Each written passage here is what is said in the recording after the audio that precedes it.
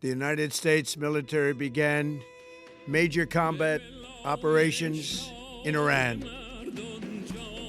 Again, the Middle East and again war.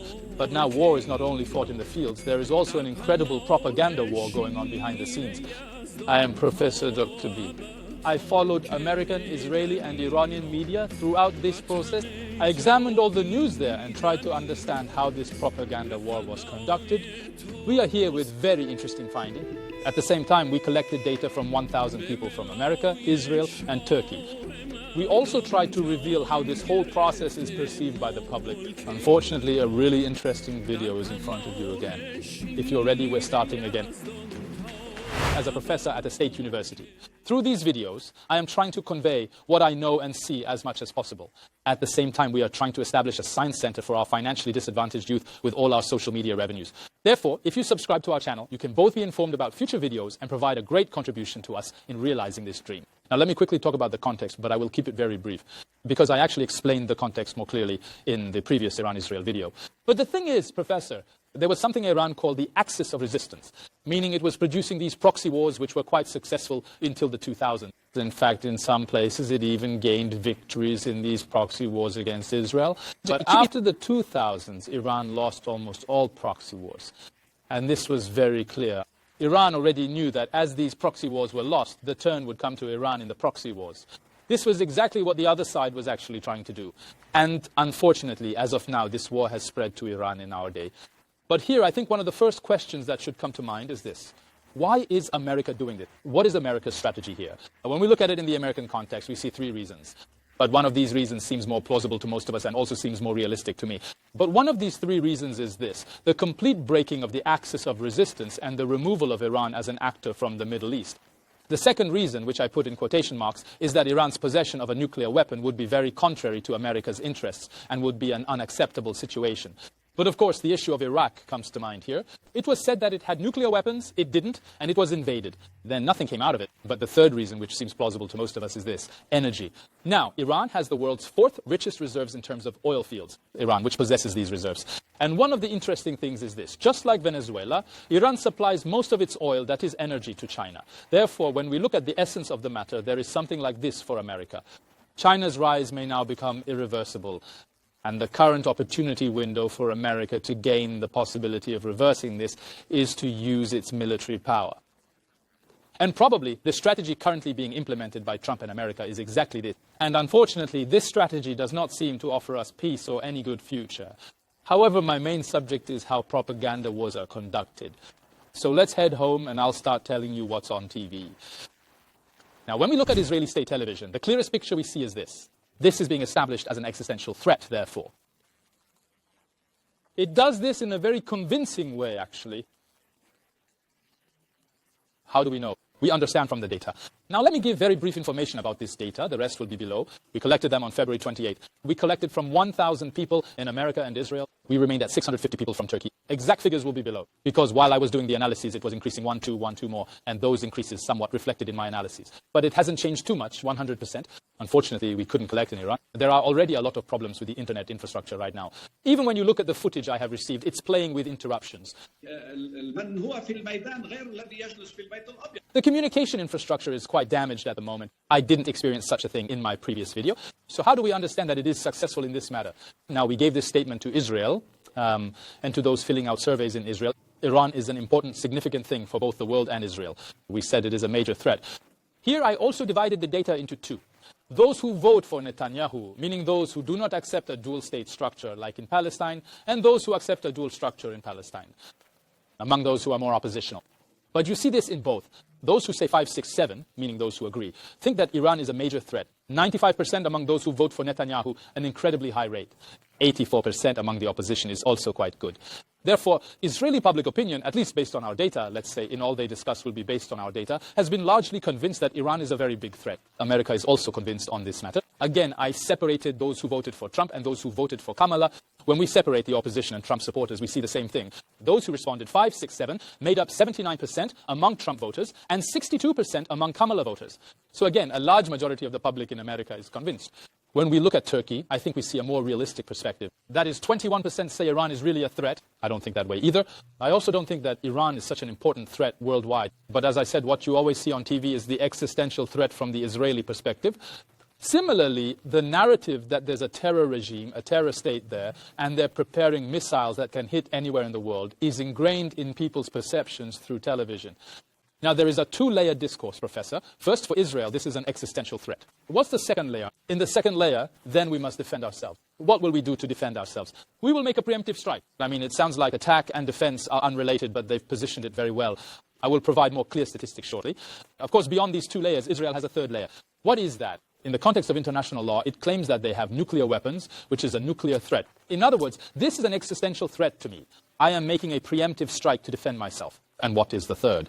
This is a nuclear threat, meaning that we are attacking to protect you, the international community, and to protect Europe's interests. Iran also has a two-layer approach. Iran says that it is currently being attacked by these two states, these revolutionary forces, in violation of international law. And I have to defend myself. I have to retaliate. They have established these two. But the interesting thing is this. Now, I've taken all these news from Iran, converted them into text, and had it quickly processed by AI. Or rather, let me say I took it from the transcript in the most accurate way. I took the news and uploaded them all, then I did an analysis like this. Which words appear in which media and how? Now, the blue color that will appear represents America. The green color represents Iran, and the red color represents Israel. The number 100 here doesn't mean it's shown 100 times, but rather, on a scale, the maximum appears in the tens at the extreme end. Look, there is something very striking. The word defense, sir, appears more in the Israeli media compared to the Iranian media. So they communicate defense to their public much more clearly and frequently. Yet you're the attacker. How can defense appear more frequently for you? It appears very clearly.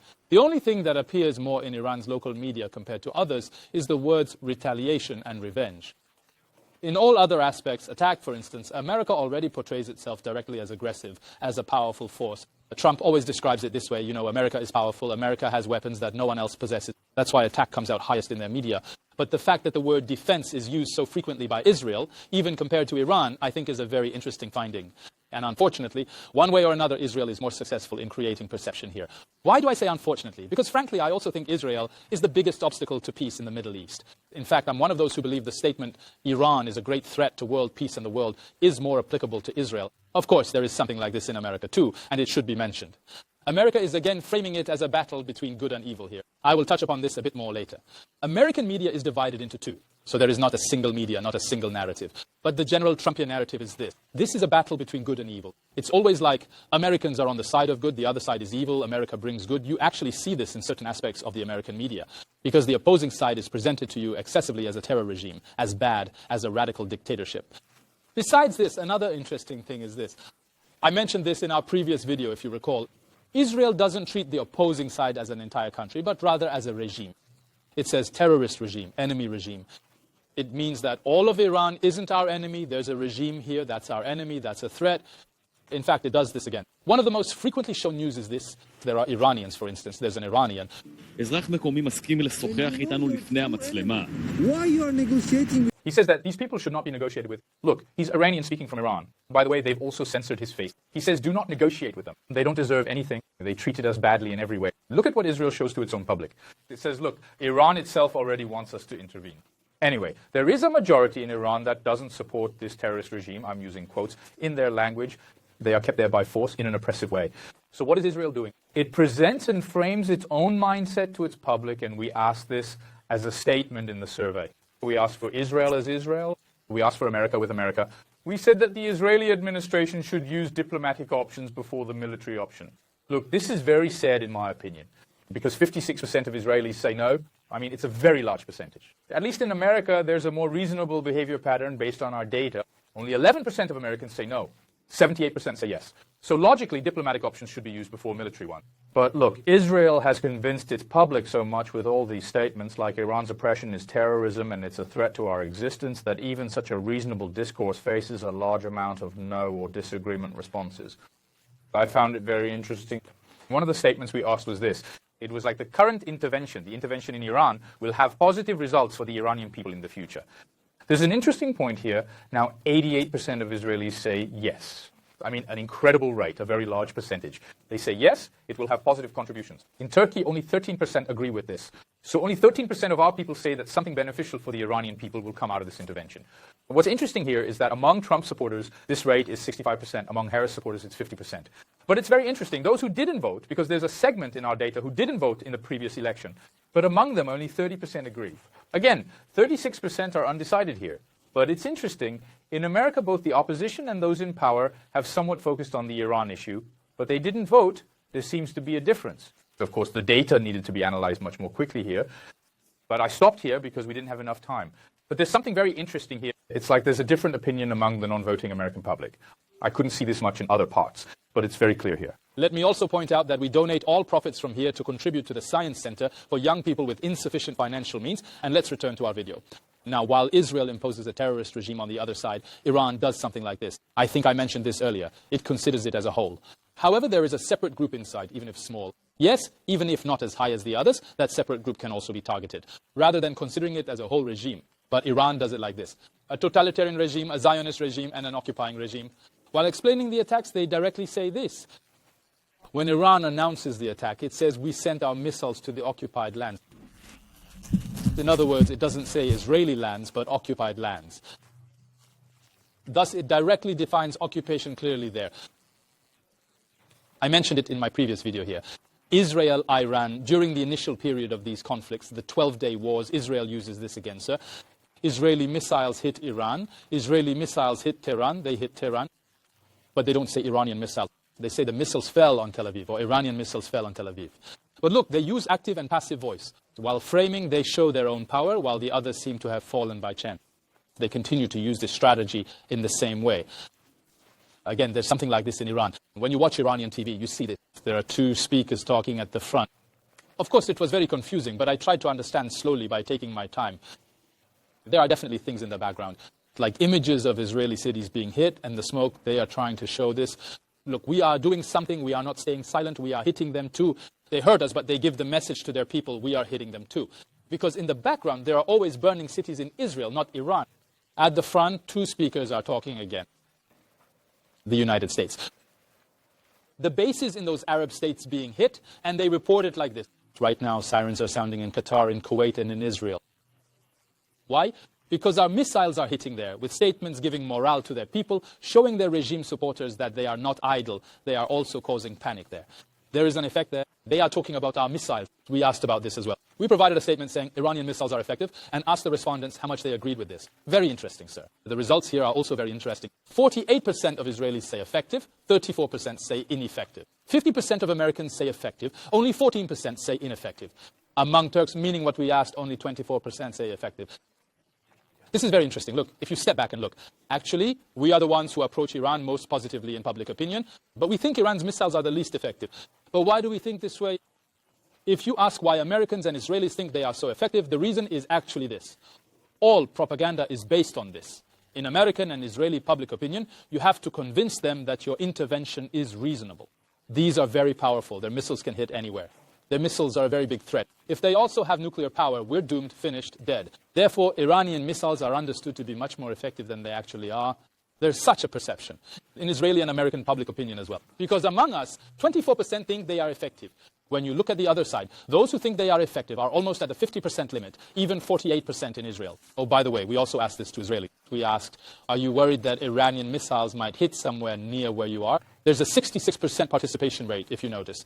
However, statistically, probabilistically speaking, the number of Israelis who have died due to Iranian missiles doesn't actually match this 60.6% rate. Very few of the missiles sent actually hit. But in perception, there's a large percentage saying, yes, they can hit the place where I am at any moment. And again, we asked this to Israelis. During this period, I had to go to shelters to this question. Only 8% say they've never gone. 16% say they went occasionally. 42% say they went often, and nearly 34% say they had to go almost constantly. So actually, a large portion of the population, in one way or another, had to go to shelters. At least we see this in our survey data. Now, you see in the footage, Israelis singing in those shelters, trying to keep their spirits strong. These images are extensively shown on Israel's state televisions, by the way. You constantly see the shelter, or rather the bunker, not just as a place for tough times, but there's an effort to make it seem like a more hopeful place. You see this very clearly in Israeli media. By the way, you see this very, very clearly. It also has an effect. For example, we also provided this statement. In this process, only 26% of Israelis agreed with the statement, saying going to those shelters affected them negatively, adversely. 52%, in other words, when asked 1, 2, 3, did not agree with this statement. Therefore, Israel has managed to provide a certain level of protection over Israelis in terms of morale. You also see this on Israeli television in terms of boosting morale. Yes, there is a screen. On the screen, there are cities currently under alert in Israel. But right above it, it said, don't worry, we are with you, or we will succeed together. Those writings constantly change, but we are always here. Look, okay, there are warnings below, but we are always here. We are always together. We will win together. They use those hope messages well to create that perception, honestly. Iran, on the other hand, has also done something worked. For example, one of the things Iran has worked on is this. You started it, but the end is not under your control. You started it, but we will finish it. Look, you always hear this in the discourse of all state officials. All state officials definitely make the statement that, yes, they started it, but we will put the finishing point. It's clear that this has been thought through by the state's mind, and the authority to finish is with us. Look, we are showing the society that we are not passive. We are also active in these events. Iran gives this message in this way. Again, like the last time in Iran, you see propaganda coming to the screens very frequently with lots of music, emotional or motivational music in the background, and images in the front.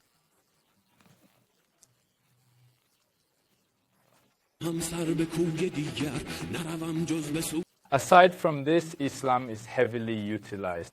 In other words, defending Islam is being emphasized. For example, there is an assistant to the Iranian Land Forces operation, Major General Siruz Amanullahi. I don't know if I spelled his name correctly, but for example, he directly says this. The ground forces of the Iranian army, with all equipment capabilities and potential, are in accordance with predetermined plans. And here he also mentions things about those plans. We learned a lot from those first day wars. He says, we are ready for everything, don't worry at all. They are fully ready to defend the sovereignty of the homeland and Islam and to execute the orders of the Islamic Revolution leaders. So we are defending Islam here, not just Iran. Defending Islam is also one of our current obligations. It is heavily used in rhetoric. Meanwhile, America has worked well on its words. For example, they use metaphors very clearly. For instance, Trump's "the hour of your freedom is at hand," meaning your freedom hour is near, your freedom is now in your hands. So this rhetoric has been thoroughly worked on. Or Iran designated as a state sponsor of wrongful detention, referring to Iran as a sponsor of wrongful detentions. For example, these are words and sentences that have been specifically worked on and thought out. Well, of course, to whom is this rhetoric, this message being given? To its own people. Such diverse and complex English metaphors will not be used for the Iranian people. To its own people. It tells its own people, look, you know the narrative at the beginning, we are good. That's for them now. We have offered freedom into their hands. It says, the freedom of the hour of your freedom is at hand. See, that's it. Or, look, we are a good country. These are the kind of bad things, detentions, a state sponsoring wrongful detentions. They have thought quite a bit about the metaphors and give that message to their own people here.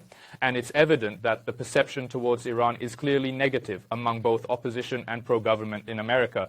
Iran, of course, is also trying to show international support when you look at its own television, although international support is actually quite limited right now. Because when I looked at Iranian television, I noticed that two things are circulating a lot in the news. One, the Iranian foreign minister is talking on the phone with the Iraqi foreign minister saying, we will defend ourselves to the end. News of the Iraqi foreign minister's conversation is constantly coming. And there are anti-war organizations in Britain.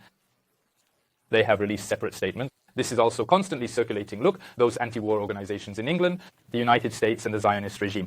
Meanwhile, when I looked at the statement, it didn't say Zionist regime, but they insist on calling it the Zionist regime here. They didn't condemn the illegal, unlawful attack against Iran. And these two news stories are constantly circulating in order to show international support. But of course, how much this is perceived as international support is unknown. Meanwhile, for instance, you can see the dual structure much more clearly in America. There is also a dual structure in Israel. But I did some research on the circulation rates of opposition newspapers within the dual structure in Israel. 5%, 6%, much lower. The main rhetoric attracts much more interest. But it is not like that in America. For example, when you open CNN or Fox News, you don't see the same thing, by the way. At least you don't see the same thing in this way. For example, on Fox News, some of Trump's messages like this are below. Messages that can be understood positively in the American public opinion. For example, he says, we are doing this for our future. That writing is constantly passing below. Trump says, we are doing this for our future. We are doing this for our future on Fox. Or again, Trump's now is the time to act. Now is the time to act. You see it on Fox News. You don't see such a thing on CNN. On CNN, there's more of, how should I say, at least a sentence that seems neutral. Like what? America and Israel attacked Iran. Iran initiated the attack. There's no rhetoric like Trump's, we're doing this for the future. Look, I saw we are doing this for the future. For example, this is the writing on Fox News right now. Its propaganda is constantly being broadcast. Of course, the nice aspect of having opposition journalism is that they question this as well. They say, look, this is free journalism, although under certain constraints in America, it's truly one of the important aspects. So in other words, criticism can be heard and the public can read criticism. Of course, I don't know how much the other side reads it. For example, they say this. Is our goal here to counter nuclear weapons or to liberate the Iranian people from this regime? If the goal is to liberate the Iranian people from this regime, you were negotiating until just 2 days ago and had only one condition in the negotiations. You were saying stop nuclear armament. If they stop nuclear armament, would they then say yes to the Iranian regime saying, there is nonsense here, there is a contradiction here? They say it openly, or they also mention this. What is the target? You haven't clarified the target, they say. Bombing, but what will happen in the end? What is your concrete goal at the end of this? You have made this very clear as well. You can see the rhetoric of we're not thinking in Washington Post and CNN. Of course, you can't see it on Fox. We also asked this professor, we asked all three publics, who do you think will win in the end? I think the most reasonable public opinion answer came from us in this process. Of course, since we aren't directly involved, we may be looking at it from a more outside perspective. 49% said no one would win. 25% said the USA, America. 24% said Israel. Only 2% think Iran will win at the end of this war. In America, 51% said no one. 40% said the United States, 5% said Israel. Iran got 4%. I think the Israeli results are, again, sad for world peace. Because looking at it this way, it feels like peace or the formation of public opinion there will be difficult. But only 18% of the Israeli public gave the answer, no one. So the answer, no one wins, is 18% at the end of this war. Israel is 48%, the United States is 32%, and Iran is 2%. So I don't know who the winner is, but the loser is clear. The elephants are fighting. It's the civilian population that is below. It's clear that the civilian population, especially those with weaker armies, are much more at risk. Also, it's clear what Israel is doing in the Middle East. I mentioned this in my previous video. Whether they want to or not, they try to impose their own truths with force here, without considering the civilian population. And actually, they cause the greatest harm to peace. But unfortunately, they are able to successfully create the perception through the opposing side. Let's end our video like this. I hope that I don't actually make more videos like this or have to make them. But somehow I think it is meaningful to explain these events, this war, and how this propaganda war is happening from my so-called area of expertise, which is in the context of communication. If you subscribe to our channel below and press the bell button, you can be informed about upcoming videos. If you become a member through Qatil, let's say you would also greatly contribute to the science centers we dream of establishing for young people with insufficient financial means. See you later.